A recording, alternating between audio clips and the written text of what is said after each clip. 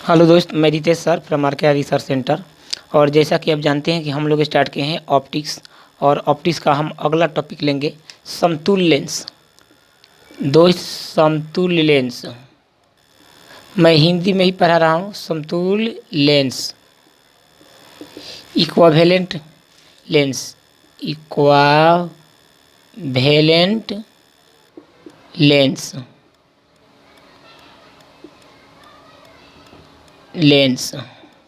दोस्त, सबसे पहले हम लोग परिभाषित करेंगे कि समतुल्य लेंस होता क्या है। दोस्त, अगर दो मैं बोलता हूँ समतुल्य लेंस की परिभाषा आप समझ लीजिए दोस्त। मैं यहाँ पर लेता हूँ 5 केजी का एक पिंड, 10 केजी का एक पिंड, 15 केजी का एक पिंड एक तराजू पर रखा जाता है, और एक दोस्त 30 केजी का अकेले पिंड तराजू पर रखा जाता है। तो आप जानते हो कि ये दोनों आपस में क्या होंगे, इक्वल होंगे। तो कहने का मतलब बहुत सारे लेंसों के स्थान पर, बहुत सारे लेंस हो, उनके स्थान पर एक ऐसे लेंस की कल्पना की जाए जो उतना ही फोकसित करता है जितना कि वो सभी लेंस मिलकर फोकसित करते हैं।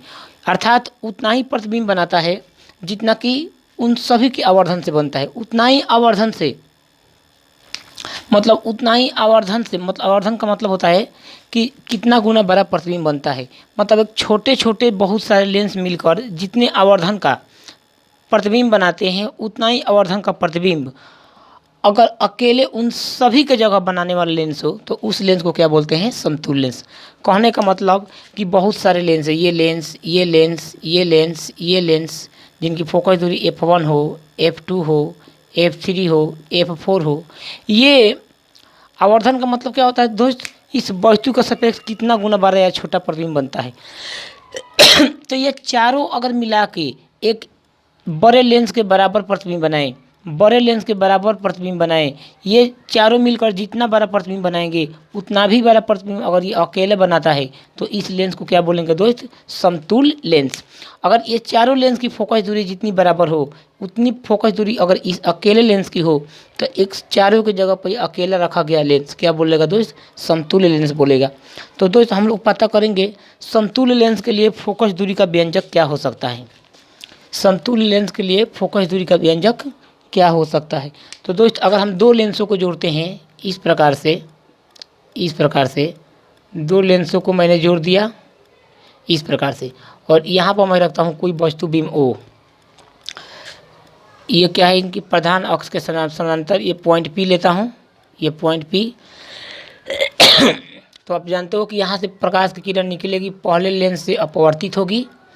तो पहले लेंस से अपवर्तित होने के कारण इसका प्रतिबिंब जो बनना चाहिए दोस्त, ये I डैश पर बनना चाहिए था, परंतु दूसरे लेंस से, पहले लेंस से अपवर्तन के बाद इस वस्तु का प्रतिबिंब कहाँ बनना चाहिए था, ये P लेते हैं तो PI डैश बराबर V डैश पर बनना चाहिए था। परंतु दूसरे लेंस से अपवर्तन के बाद इस वस्तु का जो प्रतिबिंब है दोस्त, ये I पर बनता है, I पर बनता है। समझ गए क्या। तो ये जो V डैश है, ये हमारा ये V है, यानी PI दूसरे लेंस से अपवर्तन के बाद क्या हो गया दोस्त, जो मेरा प्रतिबिंब बन रहा है ये कहाँ बन रहा है, V पर बन रहा है। तो इसको हम लोग क्या लिखेंगे, माना कि दो लेंस L1 तथा L2 है, जिनकी फोकस दूरी क्रमशः क्या है दोस्त, f1 तथा f2 है। माना कि दो लेंस आप लिख सकते हो दोस्त, माना कि दो लेंस L1 तथा L2 तथा उनकी फोकस दूरी f1 तथा f2 हो, तथा उनकी वक्रता त्रिज्याएं, पहले की मैं वक्रता त्रिज्या की बात करूं अगर कहीं, तो ये दोस्त हो सकती है मेरा R1। दूसरे की वक्रता त्रिज्या कहीं मैं बात करता हूं दोस्त, यहाँ से मिड पॉइंट से ये क्या है दोस्त, R2 है। इस केस में अगर मैं पहले लेंस के लिए लिखता हूँ, पहले लेंस के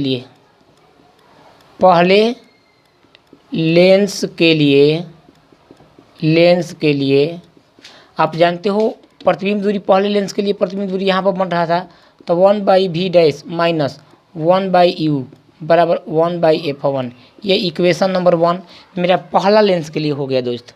अब मैं लिखता हूँ दूसरे लेंस के लिए,